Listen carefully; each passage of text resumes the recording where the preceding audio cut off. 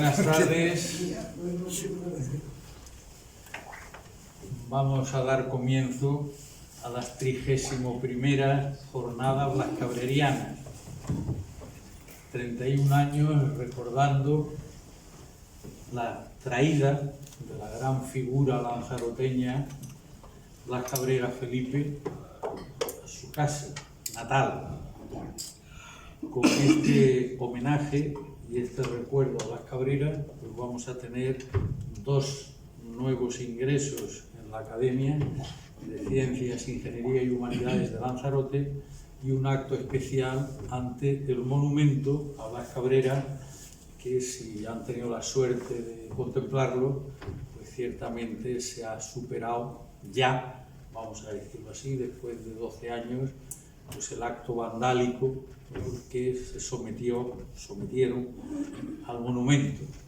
Ahora lucen ya pues todo ese conjunto de placas de homenaje que muy importantes instituciones culturales, académicas y administrativas españolas pues habían dedicado a la figura de Blas Cabrera, ¿no? Un acontecimiento que tendremos mañana.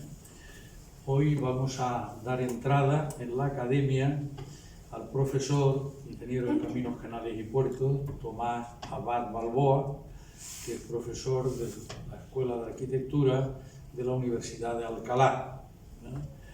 Ha elegido como título Los puentes, artificios del camino, ingeniería, territorio y patrimonio. Como tenemos por costumbre, le damos la palabra para que nos ilustre sobre su discurso de ingreso y luego haremos algunos comentarios.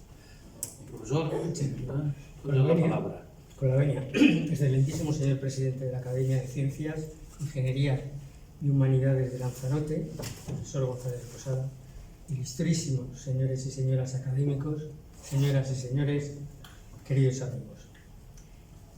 Roland Barthes comenzó su intervención con motivo de su ingreso en el Collège de France en París en 1977, diciendo textualmente que era una alegría más que un honor, porque el honor puede ser merecido, pero la alegría no lo es jamás. Entonces, permítame que comience mi intervención transmitiéndoles, en primer lugar, mi enorme gratitud por su generosidad al acogerme en su academia, lo que supone para mí un honor infinito y una alegría inmensa. Y permítame también que personalice mi agradecimiento en el profesor doctor González de Posada, eminente científico, polímata, investigador y profesor querido, con quien no tuve la fortuna de coincidir en la Escuela de Caminos de Madrid porque se fue a Cantabria. Por tanto, comparto mi profesión con el profesor González de Posada y a su vez compartíamos esta profesión, nuestra hermosa profesión, hasta su fallecimiento con otro ilustre ingeniero de caminos, el profesor y admirado profesor José Calabria.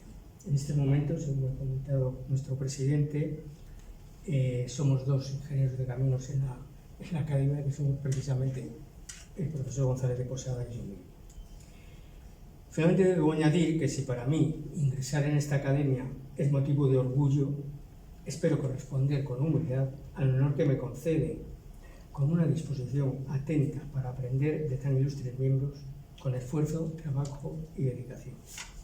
Permítanme, esto no es muy habitual en los cursos de ingreso, pero que dedique esta intervención mía a la profesora Pilar Chías, que nos acompaña hoy, que empezamos esta aventura no solo de los puentes, sino de estudiar el territorio, el paisaje, el patrimonio construido, tanto de obras públicas como el arquitectónico y otros patrimonios, y que es la guía y un sostén firme de un proyecto vital conjunto que compartimos con nuestra hermosa familia. Gracias, Pilar. Voy a hacerles unas pequeñas consideraciones que están en el texto escrito y luego les voy a invitar a hacer una excursión por puentes y acotaremos el ámbito geográfico, temporal e incluso tipológico. En este sentido, el aprecio por los bienes de interés cultural en nuestro país es creciente. Sin embargo, aún no se ha tomado conciencia plena de la amplitud que lleva a abarcar dicho concepto, que no se limita a las obras de arte o arquitectónicas tradicionalmente consideradas así, sino que se extiende, entre otros muchos ámbitos, al patrimonio de las obras públicas y también al del territorio y su historia. Hoy es cierto que les voy a hablar de puentes, pero el patrimonio de obras públicas en España es muy rico, sean puentes, sean presas históricas, canales, regadíos, etc. Les apuntaba que resulta paradójico este olvido secular de las obras públicas, teniendo en cuenta que han sido objeto de estudio y catalogación fragmentos, a veces mínimos, hallados en campamentos romanos, a la vez que se designaban grandes presas, conducciones de agua de varios kilómetros, puentes importantes, etc.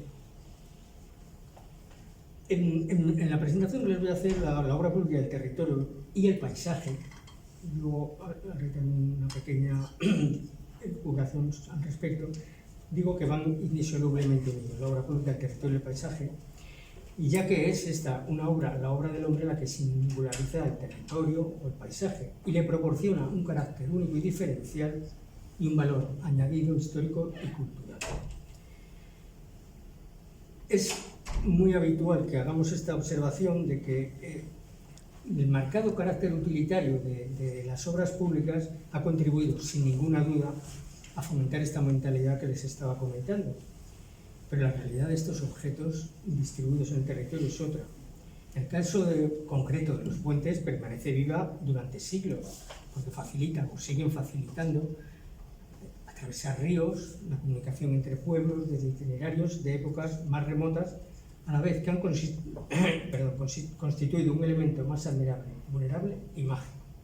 Además, las vías de comunicación y los puentes han contribuido al desarrollo de las comunidades como pocas obras del hombre y han marcado, como ninguna, el espíritu de progreso que animará a sus constructores, siempre, luego haré hincapié en este aspecto, siempre a la vanguardia de la aplicación de nuevas técnicas y materiales. Comentaré también después un poco más en extenso la cita que tienen ustedes ahora en la pantalla, pero desde tiempo inmemorial, cuando el hombre empezó a ejercer un control sobre la naturaleza y a tomar posesión del soporte geográfico para aplicarlo, por medio de las obras configuró el espacio sobre el que se iba a asentar, se apropió de él y, en definitiva, comenzó a construir el territorio a través de un entramado de sendas, centuriaciones, bancales, obras de regadío, presas, canales o puentes. Le permitieron desplazarse, relacionarse, dominar el medio y utilizarlo en su beneficio. Esto, a lo largo de la charla, lo podemos matizar, pues, probablemente el profesor González de Posada, porque es un asunto muy vigente en la actualidad. Un malentendido respeto por la naturaleza, lo que ahora se llama también sostenibilidad, etcétera, está dificultando de forma muy importante el desarrollo de algunas obras, infraestructuras, obras públicas que son muy necesarias. Bien, vamos a ir viendo la evolución y el crecimiento de la obra pública y en cada época nos quedan testimonios importantes que son los que yo voy a tratar de mostrarles.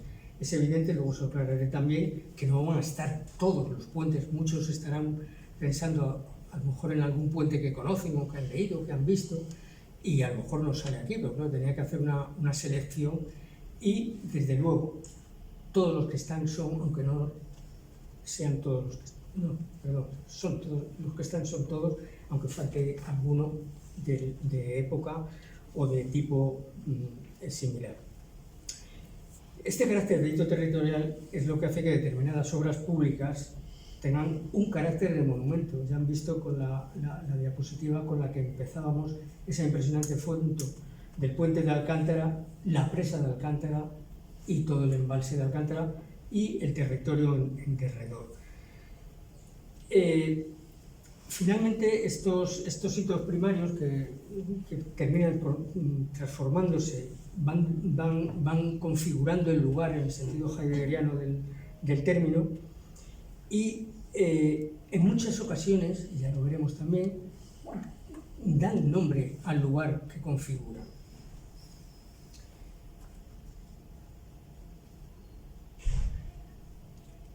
Bien, hay otro aspecto muy importante que también les quiero destacar, y es que estas obras del pasado no solo nos hablan del conocimiento técnico y de la tecnología de cada época, sino que constituye un símbolo del lugar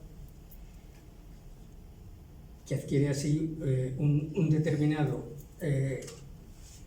carácter que muchas veces es el más importante y el que reivindican las poblaciones en torno a estos lugares. Bueno, casi voy a empezar porque el resto de lo que tenía escrito lo vamos a ir desarrollando en este viaje por los puentes a los que les invito. Y a los que me ofrezco en cualquier circunstancia en las que ustedes estimen oportuno o coincidan en algún viaje, a mostrarles in situ el puente en cuestión. Vamos a ver, les voy a hacer la acotación que he tomado como guía de mi charla en esta tarde. Conceptualmente van a haber puentes y vías de comunicación, calzadas, líneas de ferrocarril, obras renacentistas, pero he dejado fuera los acueductos, que en el fondo son otra forma de puentes, solo que en lugar de dar paso al tráfico rodado o al caminar de las personas, pues da paso al agua, pero como tanto los acueductos romanos como el de Segovia o los de Mérida o renacentistas están representados por los puentes que aquí les voy a presentar, pues lo dejamos fuera. El ámbito geográfico es España.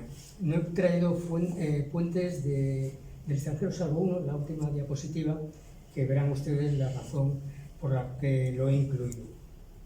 Y el ámbito temporal es desde las épocas más remotas, a las que nos podamos remontar y en la que siga habiendo algún resto reconocible, hasta el siglo XX. Es verdad que cierro también con una diapositiva de un puente ya del siglo XXI, pero en este sentido quería aclararles que el patrimonio no solo tiene que ser el patrimonio tradicionalmente considerado como el del pasado. Los puentes que construimos ahora en España son verdaderos patrimonio. Y finalmente el profesor González de Posada me dijo que había elegido solo puentes de España. En fin, yo quiero a la vez reivindicar el orgullo de la ingeniería de caminos, canales y puertos, en este caso española, porque cuando uno viaja, ¿verdad?, fuera de España, admiran las obras que hacemos aquí, muy concretamente en los puentes. Hace 2 meses estuvimos en Stuttgart, en la Escuela de Arquitectura, donde estuvo Schleich y el ingeniero Leonhardt, y estaban admirados de los puentes que estábamos haciendo desde hacía algo más de 20 años, no, 30 años largos en España. Bueno, esta frase de Marguerite Yourcenar, de su novela Memorias de Adriano, no voy a hablarles de la Memoria de Adriano porque todos ustedes lo conocen, pero me parece que es muy significativa del recorrido por el que les quiero llevar. Y dice, aunque ya sé que la están leyendo y no me gusta mucho leer lo que está en pantalla, pero en fin, construir es colaborar con la tierra. Eso, si paramos ahí, es funcionalismo, algo de lo que nos echan en cara despectivamente a los ingenieros. Imprimir una marca humana en un paisaje que se modificará para siempre. El hombre, como les he expuesto brevemente al principio, construye el territorio, se apropia de su espacio geográfico para desarrollar su vida y construye el territorio.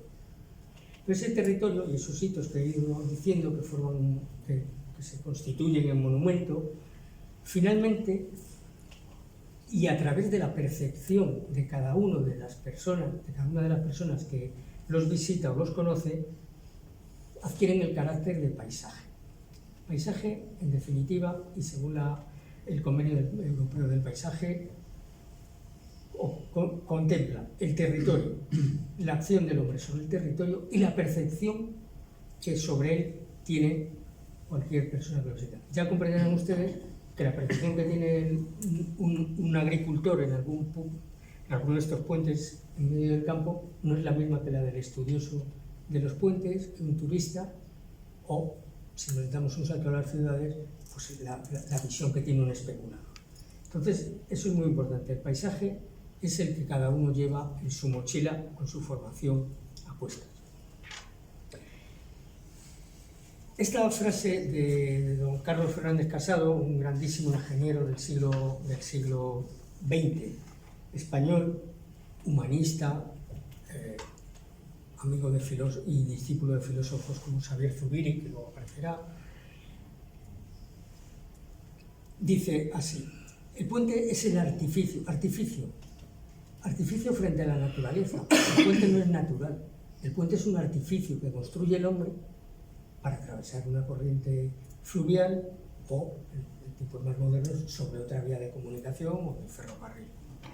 Y añade: situado en el cruce de dos circulaciones, articula un problema de geografía humana, siempre el hombre, con uno de geografía física para permitir la coexistencia de las redes vial y fluvial.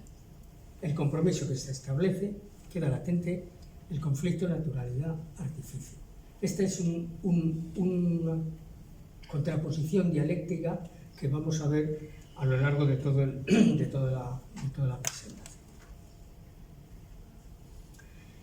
Por cierto, les anticipo también que nos van a acompañar en esta excursión o en esta visita a los puentes que hemos elegido literatos, poetas, artistas, ingenieros. Y los literatos o los novelistas o los poetas, sobre todo, tienen la fina percepción y la capacidad de síntesis muy importante para descubrir tantos significados ocultos. Bien, esta es una de un buen amigo, ya fallecido, Juan García Hortelano, un novelista en la época del realismo madrileño, y dice así: fíjense, este puente es un puente en La Rioja, sobre el río Najerilla, y fíjense en qué cañón está de unos farallones calizos, y dice así: el puente es el primer ingenio que permite al hombre volar. Fíjense qué metáfora tan hermosa. De entre todos los ingenios con los que el hombre puentea la naturaleza y se la apropia, el puente conserva a lo largo de las edades el embrujo del vuelo, la fascinación de alcanzar la orilla del desconocido y el poderío embriagante de franquear el abismo. Entonces ahora permítanme una pequeña travesura. Ha desaparecido el puente. Y dice Juan García Hortelano: cuando un puente cae, el paisaje recupera su visibilidad, ya que los ojos del puente dejan de crear en la soledad y por delegación del ojo humano el paisaje. Si es verdad que solo existe plenamente lo que se ve, las ruinas de un puente señalan la victoria del vacío, pero sobre todo la caída de un puente sobrecoge, ya que con el puente ha caído también a las tinieblas, vencida por la superioridad de la ceguera, la inteligencia de lo levantó. Yo creo que estas dos frases y este pequeño truco artificio nos ponen en buena pista de qué es lo que vamos a ir viendo y nos da motivo para reflexionar. Bueno, el ingeniero, además de hacer obras que procuran el bien común, el bien a la sociedad, añadiendo además que el ingeniero en general, en el 90 y muchos % trabaja para la sociedad, trabaja con dinero público, es decir, tenemos una responsabilidad moral en cómo nos gastamos el dinero. Y digo esto a cuento de que las imágenes que tienen ustedes en la diapositiva, bueno, pues si el hombre tiene que atravesar un cauce, un río, dependiendo de la profundidad, dependiendo de los periodos de estiaje en que no hay apenas agua corriente, pues se solventa de la manera más fácil y más económica. Podría ser, la he descartado, pero podría ser el tronco de un árbol, si el cauce es suficientemente estrecho, aunque sea profundo, suficientemente estrecho para que con un tronco de árbol se pueda cruzar. Si no es así, pues en la fotografía que tienen ustedes aquí a la izquierda, es un vado en el Camino de Santiago a la salida del pueblo de Viana. Si el río se puede vadear, no vamos a construir un puente. Se puede vadear generalmente, claro, si solo en ocasiones limitadas, pues podemos llegar a hacer un puente sencillo de ortostatos en el cauce del río, que son los dos ejemplos que tienen ustedes aquí. Pero el de la izquierda, que es en un viaje de prácticas con los alumnos de la Escuela de Caminos, cuando yo estaba de profesor allí, fíjense, es una imagen que a mí me gusta mucho porque, si se fijan, hay algunos alumnos que están directamente erguidos sobre el ortostato, pero otros están saltando al siguiente. Y están materializando el arco. Están materializando un arco que luego veremos que es uno de los artificios que permitió al Imperio Romano el dominio, aparte de la política centralizada y una serie de cosas. Bueno, como hemos dicho que voy a seguir, aunque al final habrá algún salto adelante y atrás de 10 años, voy a seguir un criterio cronológico. Entonces, vistos ya estos puentes desde tiempos inmemoriales, empezamos con los puentes romanos. El primer puente que les muestro es el puente de Mérida, que está sobre el río Guadiana, el Flumen Anas de los romanos. Este es un puente, voy a hacer referencia a Fernández Casado en varias ocasiones, pero esta es obligada porque en la clasificación generalmente admitida, aunque años posteriores se ha discutido y se ha querido poner en fin, adaptar de otra manera, siempre al final se perpetúa la clasificación que hizo don Carlos de puentes republicanos y puentes del imperio. Este puente, y la diferencia ahora la vamos a ver, es básicamente de conocimiento técnico de los ingenieros del momento. Este puente se construyó probablemente, muy probablemente, con la fundación en el 25 a.C. de la colonia Emérita Augusta, para dar paso a la Vía de la Plata, que, como todos ustedes saben, pues comunica la Bética con Astorga, Astúrica, Augusta y Gallaecia en el norte con Galicia. Este es un puente que bueno, vamos a ver, tanto este como el que viene a continuación, el puente de Alcántara, son de los dos puentes, son probablemente, creo que no exagero, los puentes más importantes del mundo romano que siguen en pie, de las distintas épocas que les he comentado. Este además es un puente larguísimo, tiene casi 800 metros, tiene 60 bóvedas, y fíjense ustedes, ya les llamo la atención en este momento y para todo el desarrollo de esta charla, en el río. El río, esta es una foto ya con algún tiempo, con algunos años. El carácter de nuestros ríos españoles es un carácter torrencial. Bueno, hemos sufrido, desgraciadamente, hace bien poco, un problema de este carácter torrencial de los ríos españoles. Por lo tanto, tienen generalmente un cauce divagante, muy amplio, que muchas veces cuando uno visita un puente resulta que se encuentra con que o bien incluso se ha desplazado totalmente la madre del río y pasa por un solo arco el río, o como en este caso, pues ustedes podrían pensar que a lo mejor en la zona próxima a Mérida, bueno, aquí hay algo de agua también, pero en mucho tiempo está el río en seco, pero se hace así porque se conocía lo que pasaba ahí.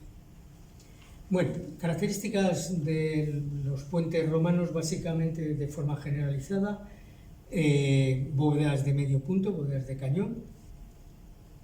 En este caso, las bóvedas de cañón tienen además en el centro de las pilas unos arquillos de aligeramiento, si los llamamos los ingenieros, que cumplen una doble función, puesto que en ese punto concreto del tímpano no es necesaria la colaboración de la fábrica de sillares, aligeras el peso de la bóveda, que carga sobre la bóveda, pero el más importante es una función hidráulica, porque cuando este río, bueno, ahora los ríos españoles, por ejemplo el Guadiana y todos estos importantes, sin hablar de torrenteras o arroyos, están muy regulados con presas y es menos probable que sucedan estas cosas, pero en caso de avenida, en el siglo I a.C., el río arrastra todo lo que encuentra a su paso. Consecuencia, estas bóvedas, que además son bóvedas de escasamente 5 o 6 metros, se quedan atoradas con ramas, plantas, etc., lo cual significa que se merma la capacidad de desagüe del puente y se le somete a una sobrecarga adicional al tener que resistir y a formarse casi una presa en esas situaciones. Otra característica de los puentes romanos, en el de Alcántara no, pero en este es muy habitual, es sillares almohadillados, que saben lo que es, ¿no? Esta especie de curvatura hacia el exterior del frente de los alzados del puente. Aquí les señalo, bueno, ya el arquillo, ya he hablado del arquillo de aligeramiento, y si ven, este es el puente aguas abajo, no hay este artificio hidráulico que se llama tajamar, que la función que cumple es separar y calmar el envite de las aguas sobre las presas, sobre la pila. Este puente además es un puente que tiene, bueno, todos los puentes que veamos, antiguos, que siguen en pie, la lógica es saber que siguen en pie porque se han ido restaurando y adecuando según las circunstancias técnicas de cada momento. Entonces, este puente reúne, por sucesivas reparaciones, por riadas que han echado abajo, han derruido partes importantes del puente, tiene un puente del siglo XVI, un puente, del siglo XVII, puente del siglo XVIII, incluso un puente del siglo XIX. Aquí tienen, este es un puente del siglo XVII, como ven, ya los tajamares, las bóvedas, ya estas son bóvedas de mayor luz, son tajamares triangulares con un caperuzo agallonado, y el carácter de este puente no tiene apenas que ver con este. Y si seguimos, este es un puente ya del siglo XIX, el reinado de Isabel II, que a su vez no tiene nada que ver con el anterior. Incluso pueden ver ustedes en estos dibujos en el que en rojo está puesta el original y en negro la ampliación, la reparación del siglo XVIII, pues aumentan las luces claramente, hay pilas, torre, que suben hasta coronación, cosa que no pasaba en la época romana. Bueno, y... perdónenme, el puente por excelencia es el puente de Alcántara. Alcántara, además, en lengua árabe es el puente, ¿sabes? Reduplica su nombre, puente de el puente. Bueno, este es el puente, este sí que sin duda es el puente más importante de los romanos que permanece en pie en toda Europa. Fíjense, hablando del territorio, bueno, esta es la presa de Alcántara, es una presa magnífica, de las que yo no le voy a contar nada, mucho menos me atrevería teniendo sentado a mi derecha al profesor González de Posada. Pero es una presa que, si ustedes viajan y consiguen que Iberdrola, ahora es Iberdrola, antes era Hidroeléctrica, se la enseñe, es magnífica. Estos contrafuertes son unos contrafuertes huecos que se pueden visitar a diferentes alturas porque todo el sistema de auscultación de la presa lo permite. Parecen verdaderas catedrales. Bueno, no me voy a entretener con esto. Este puente reúne además, como puente romano, algunos símbolos muy propios del puente romano. En el lado meridional, tienen un templo votivo, en el centro del puente un arco de triunfo, y al otro lado del puente, este es un puente, una carretera secundaria que unía con Portugal, y al otro lado del puente un fuerte de la época de Felipe II. Bueno, aquí tienen ustedes el templo. En la anterior diapositiva les he puesto que el puente es del año 106 a.C., porque está perfectamente documentado en las lápidas, que sabemos incluso el nombre del ingeniero, Julio Cayo Lácer, que, orgulloso de la obra que había hecho, grabó en una de estas inscripciones, está aquí, bueno, ahí dice que este puente se hizo en época del emperador Trajano, el emperador español, y dice: Pontem perpetui mansurum in saecula mundi. O sea, este puente permanecerá aquí por los siglos. Y les he extractado también otra que es muy, para mi gusto, muy hermosa. Dice: Ars ubi materia vincitur ipsa sua. Se puede traducir como el arco es el artificio por el cual la materia se vence a sí misma. Es decir, bueno, aunque vamos a verlo en uno de los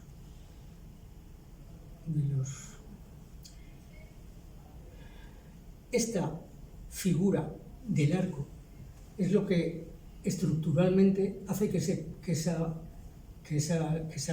construcción resista.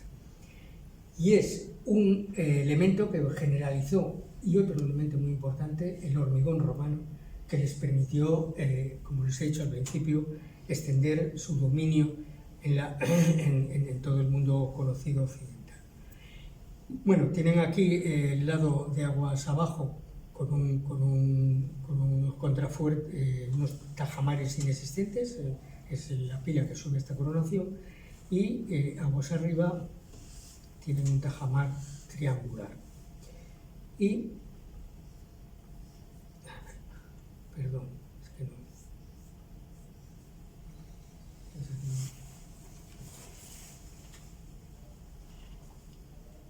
Decía Javier Zubiri, no de este puente, pero en general, el pasado no es pasajero. Lo que el hombre hace con sentido histórico queda enriqueciendo el sistema de posibilidades de los que vienen detrás. Esto a mí me parece que también es una frase, un pequeño párrafo, que da para reflexionar, que tiene que ver con el orgullo del trabajo bien hecho, con hacer las cosas de modo que quienes vengan detrás se beneficien y dejar una situación mejor que la que uno se encontró. Les quería... no sé cómo se anima. Bueno, perdón, es que está animada.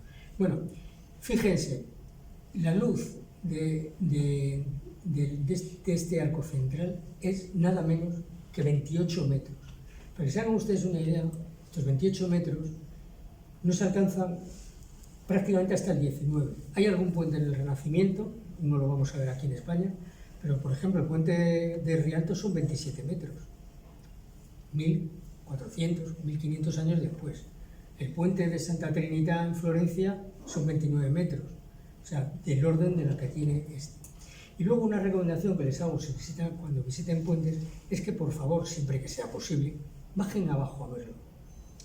Y les digo por qué. Con estas fotos que ustedes han visto o con este plano que tienen aquí del siglo XVIII, no se hacen una idea de la altura del puente. Pero si esta luz son 28 metros, cierren el círculo por aquí, que está tangente a esta imposta, y ya tienen la altura de un diámetro que entonces son los 28 metros, más aquí este arco de triunfo tiene 14 metros de altura. En este momento había edificaciones adosadas en el siglo XVIII cuando se hizo ese puente. Y luego otra cuestión que se ha debatido mucho, porque ese puente tan alto, bueno, pues aquí tienen ustedes unas imágenes que corroboran la necesidad de la altura de ese puente.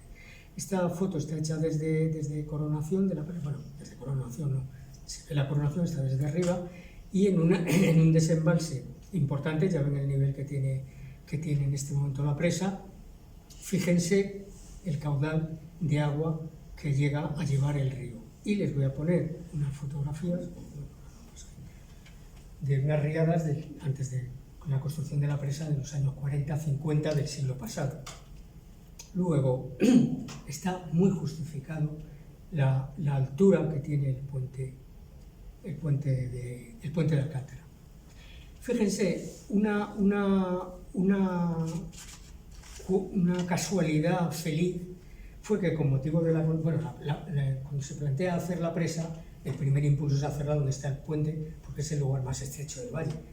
Afortunadamente, muchos ingenieros y la sensibilidad en aquel momento de Oriol, pues no se le ocurrió de ninguna manera ni tirar el puente ni dejarlo embalsado.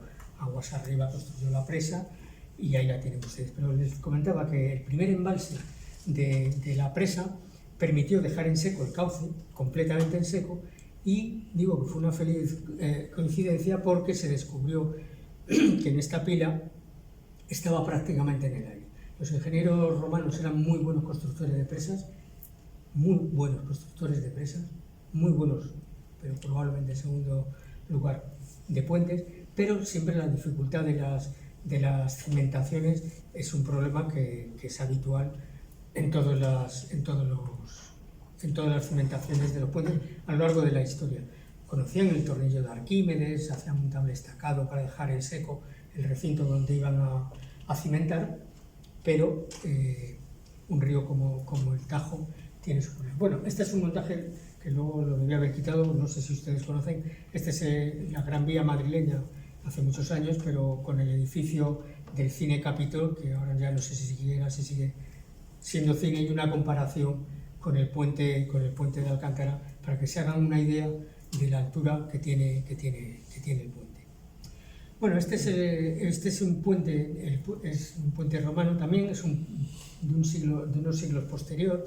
Como ven ustedes, ya las bóvedas no son de cañón, son bóvedas rebajadas, bóvedas escarzanas, y que también Hidroeléctrica tuvo la sensibilidad, puente que iba a quedar inundado, de rescatarlo y sacarlo del vaso del embalse donde iba a quedar sumergido, y reconstruirlo. Las bóvedas que quedaban en pie, porque este de la izquierda es un grabado de Laborde del siglo XIX, XVIII, XIX, y ya ven que no estaba el puente completo, tenía 13 bóvedas, en fin.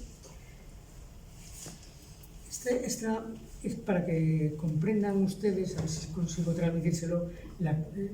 Les he dicho que íbamos a ver vías y puentes. Esta es una calzada y unas alcantarillas de una luz mínima en Castrojeriz, en Burgos, en el Camino de Santiago. Pero fíjense ustedes la alineación de la calzada con esta pequeña promontorio donde desde tiempos prehistóricos había un castro que se fue, a lo largo de los años, se ha mantenido ahí. Fíjense ustedes cómo enfila directamente, y esto es uno de los aspectos que le digo de la construcción del territorio, que nosotros le hemos dado una vuelta más, y en vez de hablar de una historia del territorio, preferimos hablar de una visión territorial de la historia. Pero bueno, entramos en los puentes medievales. Bueno, pues gracias Paco. Bueno, puentes medievales, voy a poner varios, y para que vean ustedes, hay también una creencia que consideramos falsa, de que la Edad Media es como la oscuridad total, se pierde todo lo del mundo romano, la civilización, las leyes, la técnica de construir, y no es verdad. Es cierto que una luz tan importante como la del puente de Alcántara no se alcanza, como ya les he dicho, hasta el siglo XIX de forma generalizada, pero para que vean ustedes las diferentes tipologías de puentes, las luces son menores, son de 13, 15 metros, por ejemplo este puente en Jaca, el puente de San Miguel, es un puente también del Camino de Santiago. En general todos tienen un perfil alomado, el lomo de asno, porque claro, si nosotros tratamos de evitar cimentar en el cauce del río en lo posible, es decir, cimentar en roca competente o estribar en los bordes, en las riberas, pues tenemos que ir a luces que nos permitan esto. Pero claro, si el camino está a esta altura, en cuanto la luz de este puente, que es de una bóveda de cañón, se sube hasta este punto. Entonces no hay manera de hacer una rasante horizontal funcional. Entonces vas a hacer unas escaleras en cada borde del puente para subir. Bueno, este es un puente también en Huesca, los tres de aquí son de Huesca y es un puente también muy largo, muy importante. Como ven ustedes, en algunos casos los contrafuertes a modo de balconcillos o de torre que sirve también para estribar y absorber los empujes laterales de las bóvedas, suben hasta coronación y cumplen también otra función, porque estos puentes en general no son muy anchos, ni siquiera desde el punto de vista de la época de su construcción, por supuesto no de ahora. Y entonces servían como aparcaderos para el cruce sobre la rasante del puente cuando se cruzaban dos carros. No he resistido la tentación de ponerles un puente para que vean un puente mesteño. Las vías pecuarias en España son importantísimas y yo creo que no están suficientemente bien tratadas como deberían en otros países donde hay el equivalente, no exactamente las vías mesteñas, norte-sur, pues se conservan. Aquí hay una lucha importante, incluso entre los propios propietarios de las zonas que cambian lindes, etc. Fíjense, este puente tiene estas aletas a la entrada del puente porque, como puente mesteño que es, aquí se establecía un contadero de las reses que pasaban y pagaban un pontazgo, como pagamos ahora el peaje en las autopistas. Aquí, como está hecho desde arriba, ven ustedes lo que les comentaba del apartadero. La pila sube hasta arriba, pero además este balconcillo permite que dos carros se crucen. Bueno, y si estamos hablando de puentes medievales, no podemos dejar de poner el Puente la Reina. Es el puente simbólico, probablemente, bueno, el más importante del Camino de Santiago. Como ustedes saben, está en Puente la Reina, está desde el siglo XI, del año 1090, hay documentos. Voy a hacer un paréntesis. Fechar los puentes es una cuestión muy peliaguda, porque, como les he dicho, si llegan hasta la actualidad, pues es porque se han ido consolidando, rehaciendo, y entonces podemos encontrar, en este concretamente, por ejemplo, pues unos restos romanos más cerca de la ciudad, una primera bóveda que puede ser romana, pero el resto ya es medieval. Como ven, tiene también quillos de aligeramiento, como veíamos en el puente de Mérida. La luz principal son 20 metros, que para esta época es una luz muy importante. Es una luz muy importante y está, como saben ustedes, el río Arga. Esta es la calle mayor de la ciudad, que es por donde discurría el Camino de Santiago. Tiene una puerta, que es muy habitual en muchos puentes también. No es un arco de triunfo, sino una puerta que permite aislar a la ciudad, cerrar la ciudad en caso, por ejemplo, de invasión o incluso en caso de pestes, etc. En algunos casos, en los que vamos a ver ahora, servían también de cárcel. Y aquí les muestro dos puentes diferentes cuya singularidad básicamente radica en las torres. Este de arriba tienen el puente de Besalú, en la provincia de Gerona, y abajo tienen el puente de Frías, que está en Burgos. Tanto el puente como la población que está en un roquedo sobre el puente están protegidos, declarados en su momento patrimonio y ahora pues bien de interés cultural o la figura que corresponda en cada momento. La torre en el puente que es del siglo XIII, el de Besalú es del siglo XII, es un poco más tardía y es del siglo XIV, pero esta, como les digo, servía para la guardia, pero también la de Frías, servía como cárcel. Y una cosa interesante que les muestro con el de Besalú es esta planta quebrada. Y esta planta quebrada tiene un significado y una explicación muy concreta. En primer lugar, es que es defensiva también, porque esto, a modo de baluarte de cualquier muralla, permite el fuego cruzado contra los atacantes y sobre todo también controlar con dos puntos de vista los posibles atacantes. Pero además generalmente también aprovecha un una roca competente en el cauce, con lo cual se garantiza la cimentación del puente. Si en lugar de cimentar sobre un lecho que puede ser arenoso, cimentamos sobre una roca, pues tenemos una garantía de que aquello va a ser bueno, en fin, va a tener más garantías de seguridad, de permanencia. Este es otro puente muy simbólico del Camino de Santiago, el puente de Hospital de Órbigo, es del siglo XIII, está en León, todos ustedes saben, y este puente también,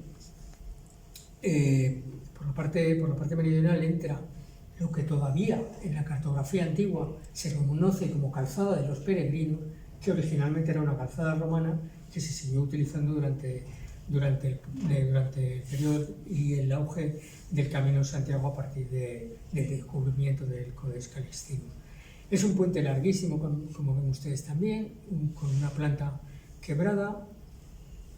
Le queda auténticamente romana una bóveda de este lado, y luego tiene bóvedas ojivales, o sea, apuntadas, y como ven ustedes, pues con distinta factura, los tajamares, etc.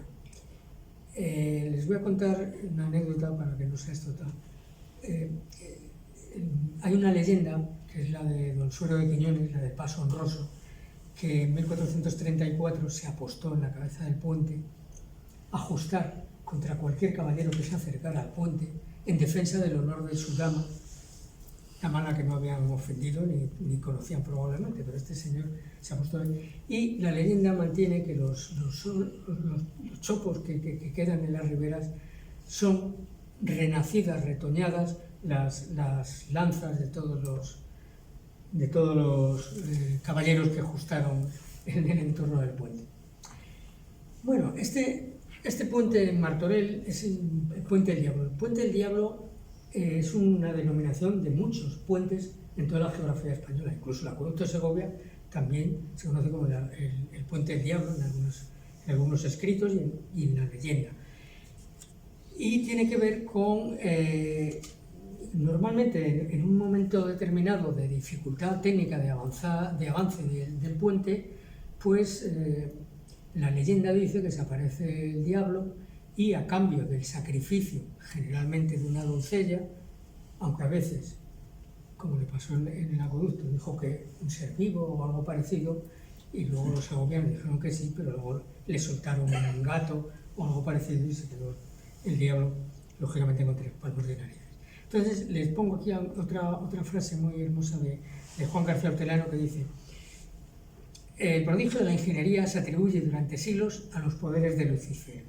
Estos puentes satánicos, levantados durante una noche por motivos de venganza, seducción o ambición fáustica, incorporan el misterio de la poesía a la misteriosa belleza de la técnica. Es lo que les he dicho. Además, la leyenda siempre era que en una noche el Lucifer había acabado con el puente. Este es un puente que es de origen romano. Evidentemente esta bóveda no es romana, ni creemos que es una bóveda medieval, una bóveda moderna, pero que ha imitado una bóveda medieval. De los romanos queda el arco de triunfo a la entrada. Es que no sé, pero no consigo que señale el puntero. A la entrada a su derecha, y un templo en el centro del puente. En este caso, y en las bóvedas ojivales, tiene también una razón de ser estructural, porque es un peso que acomoda la línea de esfuerzos en la fábrica dentro de las bóvedas que constituyen la bóveda. Como cosa curiosa, les traigo 3 puentes. El puente del Cadí está, como quizás se adivine, sobre el Darro, en Granada.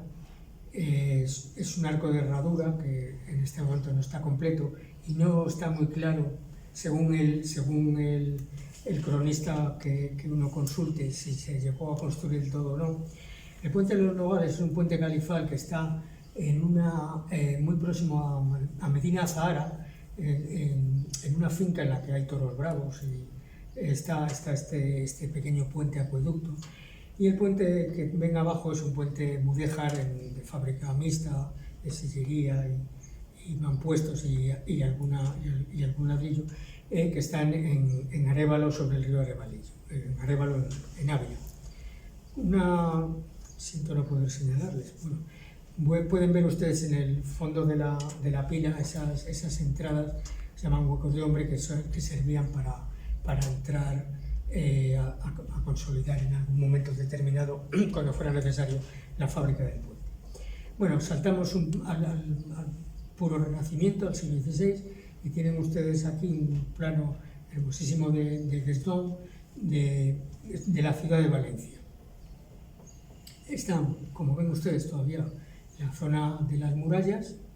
La ciudad en este momento está toda intramuros, del lado extramuros de la ciudad apenas pasaba el camino del Grao,